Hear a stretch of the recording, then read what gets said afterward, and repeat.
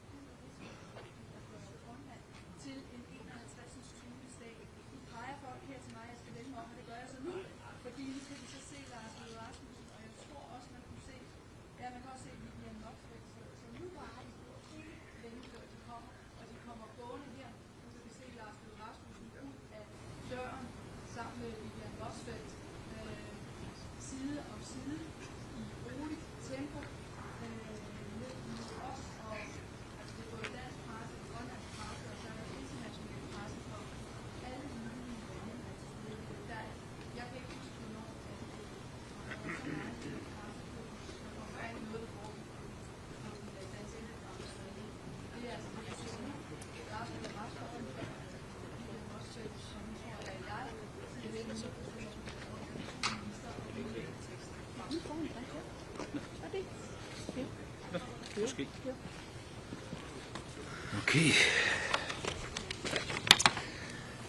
Good afternoon, ladies and gentlemen from the press. Minister Vivian Motzfeldt and I met with Vice President Vance and Secretary Rubio today. We came here following a number of, how should I put it, remarkable public comments on Greenland and Arctic security. Our aim was to find a joint way forward to increase Arctic security. What can the Kingdom of Denmark do more? What can US do more? What can NATO do more? The Kingdom of Denmark has already stepped up our own contribution by committing additional funds for military capabilities, not dock slates, but ships, drones, fighter jets, etc. And we are definitely ready to do more. The US has already a wide military access to Greenland. Under the 1951 Defense Agreement, the US can always ask for increasing its presence in Greenland, and therefore we wish to hear if the US had any further requests to make in this aspect. We would examine any such request constructively. Greenland is, through the Kingdom of Denmark, a member of NATO and has been that since the very founding of NATO in 1949 and is therefore also covered by Article 5. We have been pushing for quite a while in NATO for a stronger collective role in Greenland together with a number of allies, and we are eager to work with the US on advancing this agenda, and we are prepared to go further. Therefore, our aim was to find a common understanding on all these points and to launch, if possible, further in-depth work to deliver on them. On this basis, we had what I will describe as a frank but also constructive discussion. The discussions focused on how to ensure the long-term security in Greenland. And here our perspectives continue to differ, I must say. The President has made his view clear, and we have a different position. We, the Kingdom of Denmark, continue to believe that also the long-term security of Greenland can be ensured inside the current framework, the 1951 Agreement on the Defense of Greenland, as well as the NATO Treaty. For us, ideas that would not respect territorial integrity of the Kingdom of Denmark and the right of self-determination of the Greenlandic people are, of course, totally unacceptable. And we therefore still have a fundamental disagreement, but we also agree to disagree. And therefore we will, however, continue to talk. We have decided to form a high-level working group to explore if we can find a common way forward. The group, in our view, should focus on how to address the American security concerns, while at the same time respecting the red lines of the Kingdom of Denmark. We expect that such a group will meet for a first time within a matter of weeks. And then I will pass the floor to my colleague from Greenland, Vivian Motzfeldt. Thank you so much. Not repeating what already been said here, so I would like to say something in my own language, because there are many people in Greenland that follows, and for that I hope that you will allow me. So, asasakka nunaqatikka naringiraa tamas marinnaasusi ulloq uatsinnut pissanganarsimavoq oqaatigilarali ullumik ataatimiineq ingerlalluarsimammat aamalu inimi ataatimiiffigisatsinni атаққиқатигиинеқ ааллаавигалугу оқалеқатигиинери ингерланнеқарсимаммата массаккуллу сиуму саммисимик оқалеқатигиинерит ингерлаққиннissaанут аққутиник уярлеқатигииниссатсиннут исимақатигиисималлута. I think that our meeting today and our commitment to find the right path is something that gives us to be able to see forward. And by saying that, I also committed on what Minister Foreign Minister Lars Løkke Rasmussen already said. So thank you for that. Thank you. And then I think we can take a few questions. Tom from BBC. Yes. Thank you very much, Prime Minister. Just first of all, you talked about the working group. Can you just give us a sense of what this means now? So what has actually been agreed you're going to do next, despite this, as you described it, fundamental disagreement? And you mentioned the dog slaves. In terms of what you've announced in terms of beefing up security in the Arctic around Greenland, when you hear that kind of language from President Trump about amounting to spend on two dog slaves, how does that make you feel? Well, that's actually quite a few questions at the same time. Well, I have known the president for quite a while, also in my former capacity as prime minister in Denmark, and I know his approach. But I must say, and even though he addressed things quite differently from what I would have done myself, there's also always a bit of truth in what he's saying, not about the dog slaves. Well, we also have dog slaves to our special forces. That's the way to, otherwise you couldn't come around in the northern part of Greenland. But I must say that, of course, we share, to some extent, his concerns. There is definitely a new security situation in the Arctic and the high north. All of us, Transatlantic, took the peace dividend years ago. And we have the vision of keeping Arctic as a low-tension region. That's probably also why U.S. themselves have decided to have a much softer footprint in Greenland. During the Cold War, at some stage, they had 17 different military installations and military bases. Now they only have one. They had like 10,000 personnel in Greenland. Now they have around 200. That's not our decision. That's a U.S. decision. And now the situation is entirely different. And of course, we have to respond to this.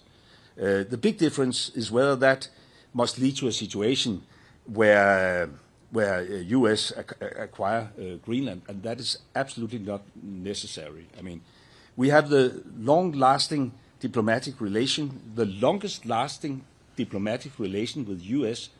that any U.S. ally has, 225 years in a row.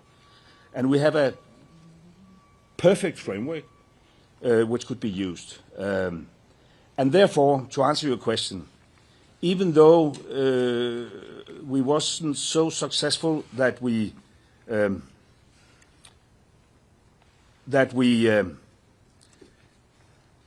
reached, a conclusion where our American colleagues said, "Oh, sorry, it was a totally misunderstanding. We gave up on our ambitions." There's clearly a disagreement. We agreed that it makes sense to try to sit down on a high level to explore whether there is possibilities to accommodate the concerns of the president, while we at the same time respect the red lines of the Kingdom of Denmark. So this is the work we will start. Whether that is doable, I don't know. I hope, and I would like to express that it could take, down the temperature. We have now had like 13 months with this ongoing discussions in social media, and this is actually the very first time where we could sit down at a top political level to discuss it. And it was a great opportunity also for Vivian and I to go up against the narrative, because it is not a true narrative that we have, Chinese warships all around the place. According to our intelligence, we haven't had a Chinese warship in Greenland for a decade or so. So from that perspective, it was a very constructive meeting. As I said, frank discussion among equal partners, and now at least we have to give it a try. Do you want to add anything? No, I think it's very important to say it again, that how important it is from our side to strengthen our cooperation with the United States, but that doesn't mean that we want to be owned by the United States, but as allies, how we can strengthen our cooperation, it's all our interest. Yes. Keep. Yeah, course, I would like to ask this question in Danish, but let me do it in English here Yes. because of our colleagues here. Do you see any compromise ahead of you? You said it a little bit. Could you elaborate a little on the possible compromise that there would be between the president's wish to acquire Greenland or have control of Greenland and the red lines that the Kingdom of Denmark has gotten right now? And if you also can tell us just a little bit about the approach that the Americans had to this meeting. What was their primary goal, as you see it? Was that to reach that end goal, or was it an open discussion of how do we solve the security situation in the Arctic? Well, first of all, I don't think this is the proper place to elaborate on what could be a compromise. The whole idea and the reason why we asked for this meeting was to turn public debate in a very, black and white kind of setting into a discussion where there's room for nuances. And therefore, I'm pleased, even though we do not agree whether this is doable, while we at the same time should respect the kingdom's red lines, at least it is productive to start discussions at a high level. And then we have to see whether we will be successful or not. I would say, and that is probably in comparison to some of the public debate, that the meeting took place in a very constructive atmosphere, where we also had, as I said, the opportunity to at least challenge the narrative presented by the American president. And I think that is a necessity if we want to have a proper debate. It was basically about security. I mean, and as I said, even though there's not an instant threat from China and Russia, at least not a threat we can't accommodate. For instance, Chinese investments, we have avoided that due to close cooperation between Greenland and Denmark. When you saw, like 10 years ago, the Belt and Road Initiative and the idea of Chinese investments in infrastructure in Greenland, we avoided that. So there's no, Chinese presence in Greenland. But there's a concern. Will that be the case in like 10 or 20 years from now? It will not, because our Greenlandic friends have introduced investment screening schemes, etc. And Denmark, is by all means on the right side of history. And therefore, we will also continue to do what we already have done. We have been stepping up. We have allocated almost $15 billion within just the last couple of years to capabilities in the high north. We have been pushing among the Arctic NATO states for a bigger NATO engagement. Honestly speaking, and now I can only point fingers at the former American administration, U.S. has historically been a bit reluctant. Hopefully that will change now. There's a dialogue within the NATO framework, and we want to step up. And hopefully that could also accommodate some of the president's concern. But it's not that I'm now, saying everything is solved. It's not solved. We didn't manage, but I honestly speaking, I didn't believe that was doable. We didn't manage to change the American position. It's clear that the president has this wish of conquering over Greenland. We made it very, very clear that this is not in the interest of the kingdom. There's a government in Greenland with support from 3/4 of the Greenlandic population.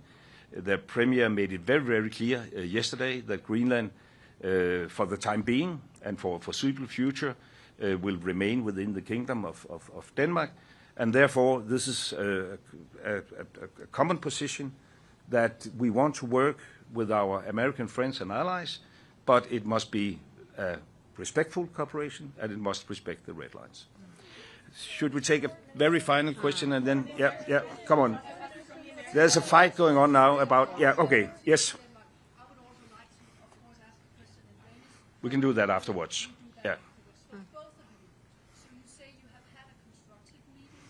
You said in Greenlandic, I could hear the translation, it was a good meeting. But how do you feel about going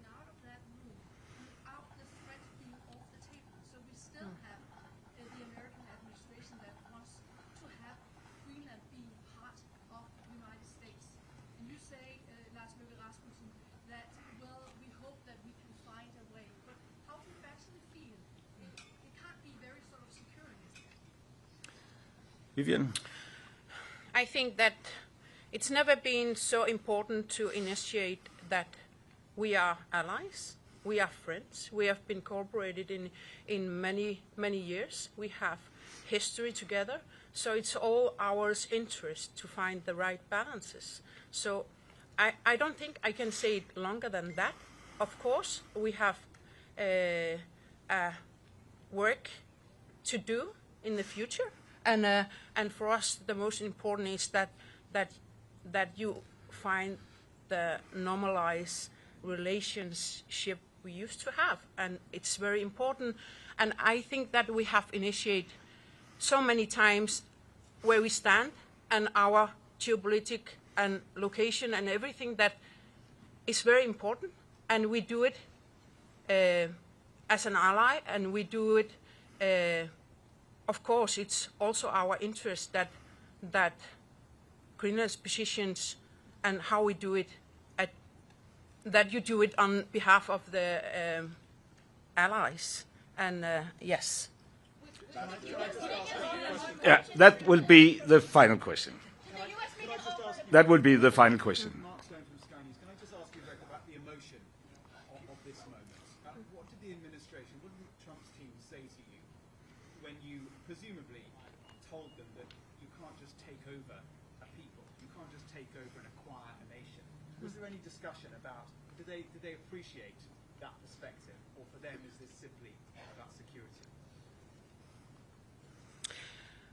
I think that what we have been saying, that the meeting is been on a respect way, and we have shown where our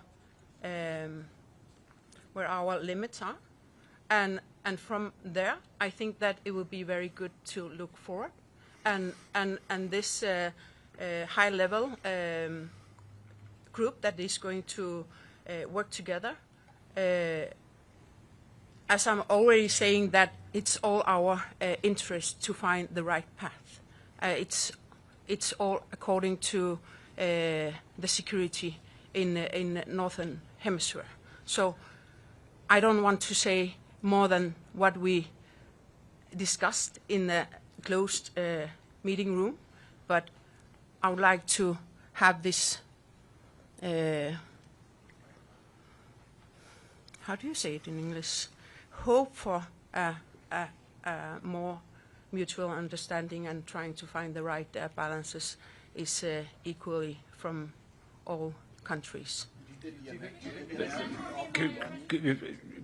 It is, of course, very emotional for all of us, and of course, particularly for people living up in Greenland, but also for people in Denmark. We have 17,000 Greenlandic people living in Denmark. It sums up to like 1/3 of the Greenlandic population. We have a lot of Danes living in Greenland, more than 1 out of 10, which just emphasize that Denmark and Greenland are, integrated, and it has been that for centuries. And we look at ourselves as U.S. closest allies. I've had this discussion with the president previously. In Afghanistan, we had exactly as many casualties as U.S., and I know very well that, the future is not necessarily about the past, but I think it is important also to have the past in mind. And we are eager to fulfill our promises. And even though our view on the situation right now around Greenland differs from public statements in the U.S., we share the concerns in a long-time perspective. And we want to work closely with the U.S., but it must, of course, be a respectful kind of cooperation. And we both took the opportunity, of course, also to express that it is not easy to think innovative about solutions when you wake up every morning to different threats. Whether that will have an impact, I can't say for sure, but I can only say that it is in everybody's interest, even though we disagree, that we agree to try to explore whether it is doable to accommodate some of the concerns while at the same time respecting the integrity of the Danish kingdom's territory and the self-determination of the Greenlandic people. Thank you.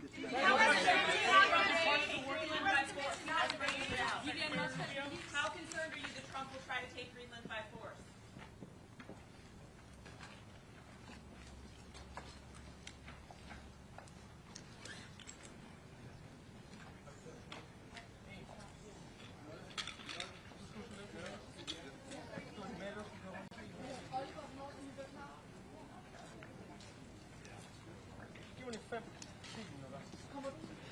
Jeg lover, jeg kommer ud.